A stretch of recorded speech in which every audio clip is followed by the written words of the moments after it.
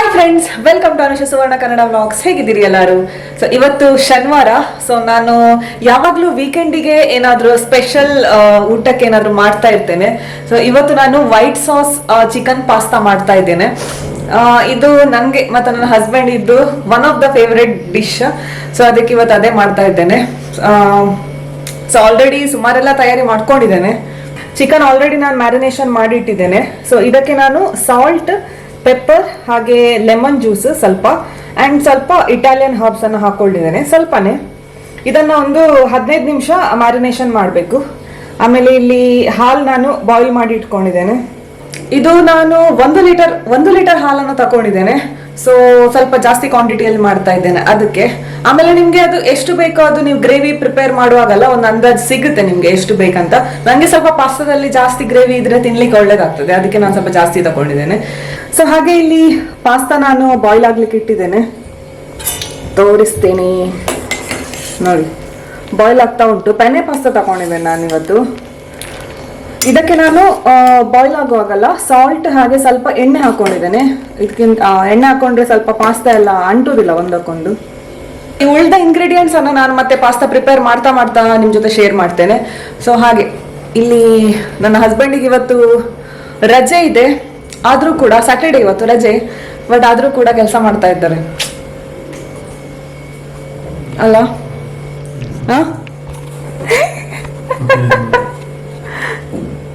ಆಯ್ತಾ ಕೆಲಸ?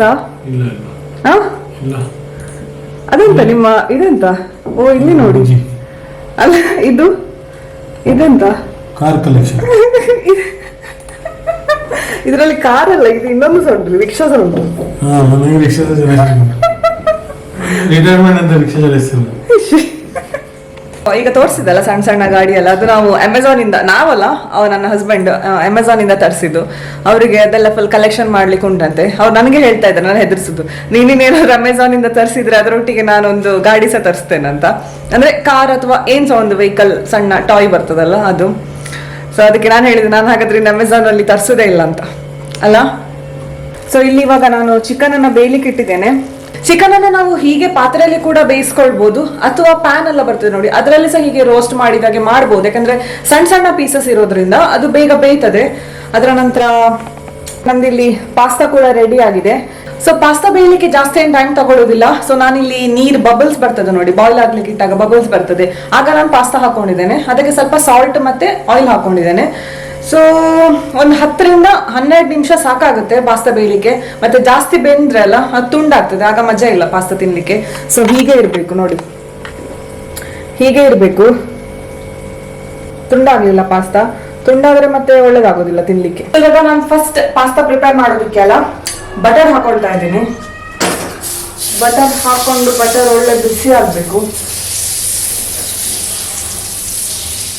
ಸೊ ಇದೇ ಬಟರ್ ಅಲ್ಲಿ ನಾನು ಫಸ್ಟಿಗೆ ಸ್ವಲ್ಪ ಸಣ್ಣ ಸಣ್ಣದಾಗಿ ಕಟ್ ಮಾಡಿ ಎಂತ ಹೇಳ್ತಾರೆ ಕ್ಯಾಪ್ಸಿಕಮ್ ಉಂಟಲ್ಲ, ಅದನ್ನ ಸ್ವಲ್ಪ ಫ್ರೈ ಮಾಡ್ಕೊಳ್ತೇನೆ ಹೈ ಫ್ಲೇಮಲ್ಲಿ.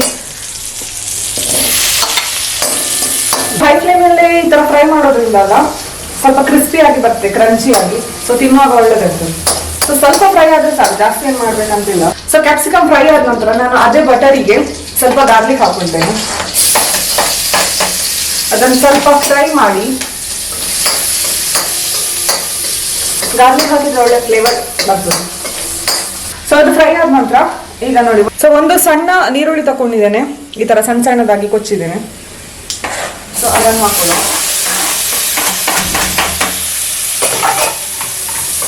ಅಷ್ಟು ಒಳ್ಳೆ ಫ್ರೈ ಆಗ್ಬೇಕು. ಎಲ್ಲ ಇದ್ರಲ್ಲೇ ತಕೊಂಡಿದ್ದೇನೆ ನಾನು ಒಂದೇ ಪ್ಲೇಟ್ ಅಲ್ಲಿ. ಆನಿಯನ್ ಇರ್ಬೋದು, ಗಾರ್ಲಿಕ್, ಕ್ಯಾಪ್ಸಿಕಮ್ ಎಲ್ಲ. ಯಾಕಂದ್ರೆ ನನಗೀಗ ಅದೇ ಪಾತ್ರೆಯಲ್ಲಿ ಏನ್ ಹೇಳ್ತಾರೆ ಗ್ರೇವಿ ರೆಡಿ ಮಾಡಬೇಕು. ಸೊ ಅದಕ್ಕೆ ನಾನು ಒಂದು 35 ತರದ್ದು ಪಾತ್ರೆ ಯೂಸ್ ಮಾಡಿದೆ, ಮತ್ತೆ ಲಾಸ್ಟಿಗೆ ನಂಗೆ ತೊಳಿಬೇಕು. ಅದಕ್ಕೆ ನಾನು ಆದಷ್ಟು ಒಂದೇ ಪಾತ್ರೆಯಲ್ಲಿ ಮಾಡ್ತಾ ಇದ್ದೇನೆ. ಅದಕ್ಕೆ ನಾನು ಅದನ್ನು ಸಪ್ರೇಟ್ ತೆಕ್ಕೊಂಡೆ. ಸೊ ನಿಮ್ಗೆ ಬೇಕಿದ್ರೆ ಇದನ್ನ ನೀವು ಬೇರೆ ಪಾತ್ರೆಯಲ್ಲಿ ಸಹ ಮಾಡ್ಕೊಳ್ಬಹುದು. ಮತ್ತೆ ಈಗ ಇನ್ನೂ ಸ್ವಲ್ಪ ಬಟರ್ ಹಾಕೊಳ್ತಾ ಇದ್ದೀನಿ, ಸೊ ಪಾಸ್ತಾದ ಗ್ರೇವಿ ಮಾಡ್ಲಿಕ್ಕೆ. ಸೊ ನೋಡಿ ಇಷ್ಟು.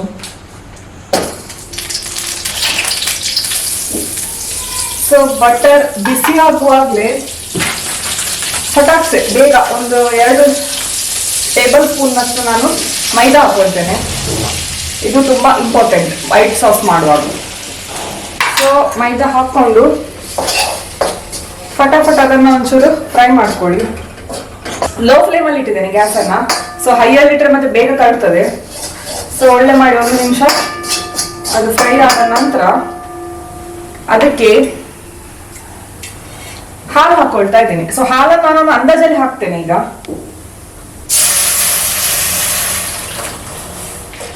ಫಸ್ಟ್ ಈಗ ನಾನು ಸ್ವಲ್ಪನೇ ಹಾಕೊಂಡು ಬಟರ್ ಮತ್ತೆ ಮೈದಾ ಏನುಂಟು ನೋಡಿ ಅದು ಚೆನ್ನಾಗಿ ಹಾಲೊಟ್ಟಿಗೆ ಮಿಕ್ಸ್ ಆಗುವಾಗ ಸ್ವಲ್ಪ ಹೀಗೆ ಮಿಕ್ಸ್ ಮಾಡ್ಕೊಳ್ತೇನೆ.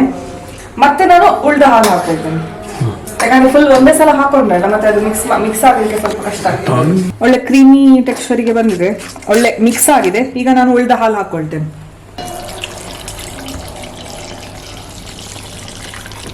ಸೊ ಹೀಗೆ ಇದನ್ನ ಕಲ್ಸ್ಕೊಳ್ತಾ ಇರಬೇಕು ಮೆಲ್ಲ, ಲೋ ಫ್ಲೇಮಲ್ಲಿ ಇಟ್ಕೊಂಡು. ಅದು ನಿಧಾನವಾಗಿ ತಿಕ್ಕಾಗ್ತಾ ಬರ್ತದೆ. ಲೋ ಫ್ಲೇಮಲ್ಲಿ ಇಟ್ಕೊಂಡು ಮಾಡಿ ಒಂದು 4-5 ನಿಮಿಷ ತಾಗ್ತದೆ. ಸ್ವಲ್ಪ ಪೇಷನ್ಸ್ ಇರ್ಬೇಕು ಇದಕ್ಕೆ. ನಿಧಾನವಾಗಿ ತಿಕ್ಕಾಗ್ತಾ ಬರ್ತದೆ. ಮತ್ತೆ ನಾನು ಯಾವ ಕನ್ಸಿಸ್ಟೆನ್ಸಿ ತನಕ ಬರ್ಬೇಕು ನೋಡಿ, ಆಗ ತನಕ ಅಲ್ಲ ಮತ್ತೆ ನಾನು ಯಾವ ಕನ್ಸಿಸ್ಟೆನ್ಸಿ ಇರ್ಬೇಕಲ್ಲ ಅದನ್ನ ಮತ್ತೆ ತೋರಿಸ್ತೇನೆ ನಾನು. ಸೊ ಆಗದಕ್ಕಿಂತ ಸ್ವಲ್ಪ ತಿಕ್ಕಾಗ್ತಾ ಬಂದಿದೆ ಗ್ರೇವಿ. ಸೊ ಈ ಟೈಮಲ್ಲಿ ನಾನು ಸ್ವಲ್ಪ ಪೆಪ್ಪರ್ ಪೌಡರ್ ಹಾಕೊಳ್ತೇನೆ. ಅದರ ನಂತರ ಈ ತರ ಇಟಾಲಿಯನ್ ಹರ್ಬ್ಸ್ ಅಂತ ಬರ್ತದೆ ಅದನ್ನ ಹಾಕೊಳ್ತೇನೆ. ಅಥವಾ ನಿಮ್ಗೆ ಚಿಲ್ಲಿ ಫ್ಲೇಕ್ಸ್ ಒರೆಗಾನೋ ಎಲ್ಲ ಸಪರೇಟ್ ಇದ್ರೆ ಅದನ್ನು ಕೂಡ ನೀವು ಸಪರೇಟ್ ಆಗಿ ಹಾಕೊಳ್ಬಹುದು. ಸೊ ಈ ತರ ಮಿಕ್ಸ್ ಕೂಡ ಸಿಗ್ತದೆ. ಇದು ಪಾಸ್ತಾಕ್ಕೆಲ್ಲ ಒಳ್ಳೆದಾಗ್ತದೆ, ಇಟಾಲಿಯನ್ ಸೀಸನಿಂಗ್ ಅಂತ. ಎರಡು ಸಲ ಒಂದೇ ಸಲ ಓಕೆ ನೋಡಿ ಹೀಗೆ ಇರ್ತದೆ. ಅದನ್ನ ಸ್ವಲ್ಪ ಹಾಕೊಳ್ಳಿ. ಡೊಮಿನೋಸ್ ಫ್ರೀ ಸಿಗ್ತದೆ ಅದೇ? ಡೊಮಿನೋಸ್ ಪಿಜ್ಜಾ ಫ್ರೀ ಸಿಗ್ತದೆ? ಹಾ ಮೇ ಬಿ ಅದೇ ಆಕ್ಚುಲಿ ಸಪರೇಟ್ ಸಿಗ್ತದೆ. ಸೊ ತಿಕ್ಕಾಗ್ತಾ ಬರ್ತಾ ಇದೆ ಮೆಲ್ಲ ಮೆಲ್ಲ. ಸ್ವಲ್ಪ ಪೇಷನ್ಸ್ ಬೇಕಷ್ಟೇ ಇದಕ್ಕೆ. ಸ್ವಲ್ಪ ಮೀಡಿಯಂ ಅಲ್ಲಿ ಇಟ್ಟಿದ್ದೆ ನಾನು ಇಷ್ಟವರೆಗೆ. ಇನ್ನು ಸ್ವಲ್ಪ ತಿಕ್ಕಾಗ್ತಾ ಬರ್ತದಲ್ಲ ಆಗ ಇನ್ನು ಅಂದ್ರೆ ಲೋ ಅಲ್ಲಿ ಇಡಬೇಕು, ಯಾಕಂದ್ರೆ ಮತ್ತೆ ಅಡಿ ಹಿಡಿತದೆ. ಹಾ ಒಳ್ಳೆ ಘಮ ಪರಿಮಳ ಬರ್ತಾ ಉಂಟು. ಮತ್ತೆ ಇದಕ್ಕೆ ನಾನು ಸಾಲ್ಟ್ ಹಾಕ್ತಾ ಇಲ್ಲ, ಯಾಕಂದ್ರೆ ಸಾಲ್ಟ್ ನಾನು ಆಲ್ರೆಡಿ ಚಿಕನ್ಗೆ ಸಹ ಹಾಕಿದ್ದೇನೆ, ಆಮೇಲೆ ಪಾಸ್ತಾಕ್ಕೆ ಸಹ ಹಾಕಿದ್ದೇನೆ. ಸೊ ಸಾಲ್ಟ್ ಹಾಗೆ ಬೇಕಂತ ಇಲ್ಲ. ಆಮೇಲೆ ಶುಗರ್ ಸಹ ಅಷ್ಟೇ, ಶುಗರ್ ಆಪ್ಷನಲ್. ಸೊ ನಾನು ಹಾಕುದಿಲ್ಲ. ಯಾರಿಗೆ ಸ್ವಲ್ಪ ಸ್ವೀಟ್ ಬೇಕು ಅವರು 1 ಸ್ಪೂನ್ ಅಷ್ಟು ಹಾಕೊಳ್ಬಹುದು, ಬಟ್ ಅಗತ್ಯ ಇರುದಿಲ್ಲ ಆಕ್ಚುಲಿ, ಬಟ್ ಬೇಕಿದ್ದವ್ರು ಹಾಕೊಳ್ಬಹುದು. ಸೊ ಇವಾಗ ನಮ್ದು ವೈಟ್ ಸಾಸ್ ರೆಡಿ ಆಗಿದೆ ನೋಡಿ. ಇಷ್ಟು ತಿಕ್ ಇದ್ರೆ ಸಾಕು. ಅದು ಮತ್ತೆ ಈಗ ಎಲ್ಲ ಮಿಕ್ಸ್ ಮಾಡುವಾಗ ಸರಿ ಆಗ್ತದೆ, ಇನ್ನು ಸ್ವಲ್ಪ ತಿಕ್ಕ ಆಗ್ತದೆ. ಸೊ ಈಗ ನಾನು ಹೇಳಿದ್ದೆಲ್ಲ ಫ್ರೈ ಮಾಡಿದ್ದೆ ಅಲ್ಲ, ಸೊ ಅದನ್ನು ಹಾಕೊಳ್ತೇನೆ. ಅದರ ನಂತರ ಚಿಕನ್ ಹಾಕೊಳ್ತೇನೆ.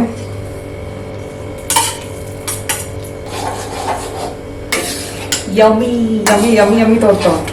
ಸೊ ಅದರ ನಂತರ ಪಾಸ್ತಾ ಹಾಕೊಳ್ತೇನೆ. ಪಾಸ್ತಾ ಆಕ್ಚುಲಿ ನಾನು ಪೂರ ಬಾಯ್ಲ್ ಮಾಡಿದ್ದೆ, ಎಲ್ಲ ಹಾಕೊಳ್ತಿಲ್ಲ. ಮತ್ತೆ ರಾತ್ರಿಗೆ ನಾನು ಸಪರೇಟ್ ಆಗಿ ಬಿಸಿ ಬಿಸಿ ಮಾಡ್ತೇನೆ. ಸ್ವಲ್ಪ ಸ್ವಲ್ಪ ನೋಡ್ಕೊಂಡು ಹಾಕಿ ಆಯ್ತಾ. ಕೆಲವು ಸಲ ಒಂದೇ ಸಲ ಹಾಕಿದ್ರೆ ಗೊತ್ತಾಗೋದಿಲ್ಲ ಅದು ಗ್ರೇವಿ, ಮತ್ತೆ ಕೆಲವು ಸಲ ಕಡಿಮೆ ಆಗ್ತದೆ. ಸ್ವಲ್ಪ ನೋಡ್ಕೊಂಡು ಆಡ್ ಮಾಡ್ತಾ ಹೋಗಿ ಸ್ವಲ್ಪ ಸ್ವಲ್ಪ. ನೋಡಿ ಮಸ್ತ್ ಕಾಣ್ತಾ ಉಂಟಲ್ಲ. ಇದು ಟೇಸ್ಟ್ ಸಹ ಹಾಗೆ ಒಳ್ಳೆದಿರ್ತದೆ. ಯಾರು ಪಾಸ್ತಾ ಲವರ್ ಇರ್ತಾರಲ್ಲ ಅವ್ರಿಗಂತೂ ತುಂಬಾ ಖುಷಿ ಆಗ್ತದೆ ಇದನ್ನು ನೋಡಿ. ನೋಡಿ ಇಷ್ಟಾದ್ರೂ ಗ್ರೇವಿ ಇರಬೇಕು, ಇನ್ನೂ ತಿಕ್ಕಾದ್ರೆ ಅದು ಒಳ್ಳೇದಾಗುದಿಲ್ಲ. ನಮ್ದು ಪಾಸ್ತಾ ರೆಡಿ ಆಗಿದೆ. ಸೊ ನೋಡುವಾಗ್ಲೇ ಒಳ್ಳೆ ತೋರ್ತಾ ಉಂಟು, ಒಳ್ಳೆ ಪರಿಮಳ ಸಹ ಬರ್ತಾ ಉಂಟು. ಸೊ ನಾನು ಸರ್ವ್ ಮಾಡಿ ತೋರಿಸ್ತೇನೆ ಹೇಗೆ ತೋರ್ತದೆ ಅಂತ, ಆಮೇಲೆ ಟೇಸ್ಟ್ ಹೇಳ್ತೇನೆ ಹೇಗಾಗಿದೆ ಅಂತ. ಸೊ ಪಾಸ್ತಾ ರೆಡಿ ಆಯ್ತು. ನೋಡ್ಲಿಕ್ಕಂತೂ ಸೂಪರ್ ಆಗಿ ಕಾಣ್ತಾ ಉಂಟು. ಟೇಸ್ಟ್ ಹೇಗಾಗಿದೆ ನೋಡುವ. ನಾನೇ ಮಾಡಿದ್ದು, ಬಟ್ ನಾನೇ ನೋಡ್ತೇನೆ.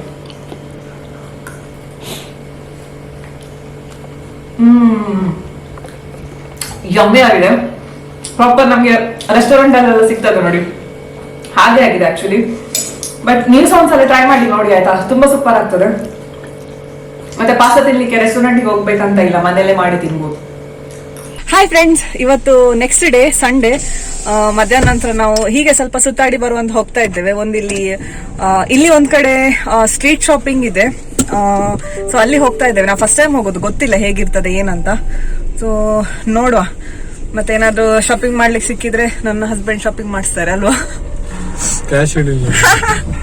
ನೀವಿದ್ದೀರಲ್ಲ. ಸೊ ನಾವು ಫೈನಲಿ ಮನೆಗೆ ವಾಪಸ್ ಹೋಗ್ತಾ ಇದ್ದೇವೆ. ಒಂದು 2:40ಗೆ ನಾವು ಹೊರಟಿದ್ವಿ. ಬಟ್ ಇವಾಗ ಟೈಮ್ ಎಷ್ಟು ಗೊತ್ತುಂಟ, 8 ಗಂಟೆ ಆಗ್ತಾ ಇದೆ. ಇಷ್ಟು ಅಂದ್ರೆ ಜನ ಇದ್ದಿದ್ರೆ ಅಂದ್ರೆ ಒಂದು ನಮ್ಮ ಉಡುಪಿಯಲ್ಲೆಲ್ಲ ಪರ್ಯಾಯ ಆದಾಗ ಆ ಲೇನ್ ಅಲ್ಲೆಲ್ಲ ಜನ ಇರ್ತಾರೆ ನೋಡಿ. ಅಂದ್ರೆ ಒಂದು ನಡ್ಕೊಂಡು ಹೋಗ್ಲಿಕ್ಕೆ ಜಾಗ ಇರುದಿಲ್ಲ, ಅಷ್ಟು ಜನ, ಅಷ್ಟು ಪಬ್ಲಿಕ್ ಇದ್ರು. ನನ್ನದಂದ್ರೆ ಕ್ಯಾಮರಾ ಇಟ್ಕೊಂಡು ಒಂದು ಶೂಟ್ ಮಾಡೋ ಪರಿಸ್ಥಿತಿಯಲ್ಲಿ ಇರ್ಲಿಲ್ಲ. ನಮ್ಮನ್ನ ನಾವೇ ಸಂಭಾಳಿಸೋದು ಕಷ್ಟ ಇದ್ದಿದ್ದು ಅಷ್ಟು. ಅಂದ್ರೆ ವೀಕೆಂಡ್ ಆಗಿದ್ದರಿಂದ ಮೋಸ್ಟ್ಲಿ ತುಂಬಾ ಜನ ಇದ್ರು ಕಾಣ್ತದೆ. ಅದಕ್ಕೆ ನಾನು ಅಲ್ಲಿ ಏನು ಕೂಡ ಶೂಟ್ ಮಾಡ್ಲಿಲ್ಲ. ಮತ್ತೆ ನಂಗೆ ಸ್ವಲ್ಪ ಸಣ್ಣ ಪುಟ್ಟ ಶಾಪಿಂಗ್ ಕೆಲವೆಲ್ಲ ಮಾಡಿದೆ, ನನಗೆ ಏನ್ ಬೇಕು ಅಲ್ಲ ಸದ್ಯಕ್ಕೆ ಅದನ್ನ. ಸೊ ಅದನ್ನ ಮನೆಗೆ ಹೋಗಿ ತೋರಿಸ್ತೇನೆ. ಅದರ ನಂತರ ಈಗ ಬರ್ತಾ ಬರ್ತಾ ಒಂದು ಕಡೆ ಇಲ್ಲೊಂದು ಫೇಮಸ್ ಬರ್ಗರ್ ಸಿಗ್ತದೆ, ಒಂದು ಕಡೆ ಕ್ಯಾಂಪ್ ಏರಿಯಾ ಅಂತ ಇದೆ. ಸೊ ಅಲ್ಲಿ ಒಂದು ಕಡೆ ಬರ್ಗರ್ ಸಿಗ್ತದೆ. ಸೊ ಅಲ್ಲಿಂದ ನಾವು ಬರ್ಗರ್ ತಕೊಂಡ್ ಬಂದ್ವಿ.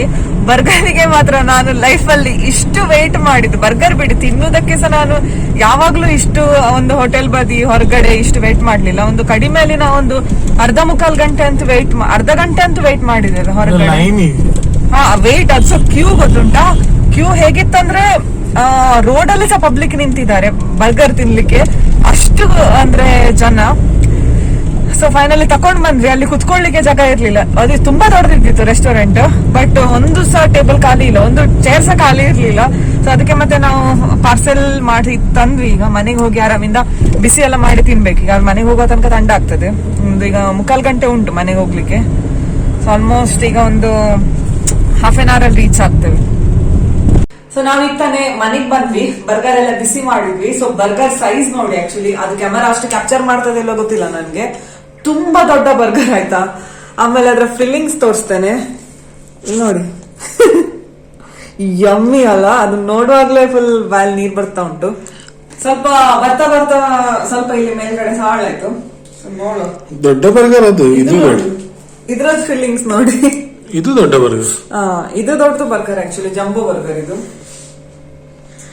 ಸ್ವಲ್ಪ ಒಳ್ಳೆ ಪರಿಮಳ ಬರ್ತಾ ಉಂಟು. ಮತ್ತೆ ನಾನು ಶಾಪಿಂಗ್ ಇದೆಲ್ಲ ಇನ್ನು ನಾಳೆ ತೋರಿಸ್ತೇನೆ, ಯಾಕಂದ್ರೆ ನಾನು ತುಂಬಾ ಟಯರ್ಡ್ ಆಗಿದ್ದೇನೆ. ಅಂಡ್ ವೆರಿ ರೀಸನೇಬಲ್ ಸಿಕ್ಕಿದೆ ನನ್ಗೆ. ಸೊ ನಾಳೆ ತೋರಿಸ್ತೇನೆ ಏನಂತ. ಈಗ ಫಟಾಫಟ್ ಅದೆಲ್ಲ ತಿಂದು ಮತ್ತೆ ಬೇಗ ಮಲಗ್ಲಿಕ್ಕೆ, ಯಾಕಂದ್ರೆ ನಾಳೆ ನನ್ನ ಹಸ್ಬೆಂಡ್ಗೆ ಕೆಲ್ಸಕ್ಕೆ ಹೋಗ್ಲಿಕ್ಕಿದೆ. ಸೊ ನಿನ್ನೆ ನಾವು ಬರ್ಗರ್ ಎಲ್ಲ ತಿಂದು ಆಮೇಲೆ ಹೊಟ್ಟೆ ಫುಲ್ ಆಗಿ ಬೇಗ ಮಲ್ಕೊಂಡ್ ಬಿಟ್ವಿ. ವ್ಲಾಗ್ ಎಂಡ್ ಮಾಡ್ಲಿಕ್ಕೆ ನನಗೆ ನೆನಪು ಹೋಯ್ತು. ಸೊ ಎಸ್, ಈ ವಿಡಿಯೋ ನಿಮ್ಗೆ ಇಷ್ಟ ಆದ್ರೆ ಪ್ಲೀಸ್ ಲೈಕ್ ಮಾಡಿ, ಶೇರ್ ಮಾಡಿ, ಹಾಗೆ ನಿಮ್ಮ ಅನಿಸಿಕೆಗಳನ್ನು ನನಗೆ ಕಮೆಂಟ್ ಮಾಡಿ ತಿಳಿಸಿ. ಸೊ ನೆಕ್ಸ್ಟ್ ವ್ಲಾಗ್ ಅಲ್ಲಿ ಸಿಗುವ. ಅಲ್ಲಿವರೆಗೂ ಕೀಪ್ ವಾಚಿಂಗ್, ಟೇಕ್ ಕೇರ್, ಬಾಯ್.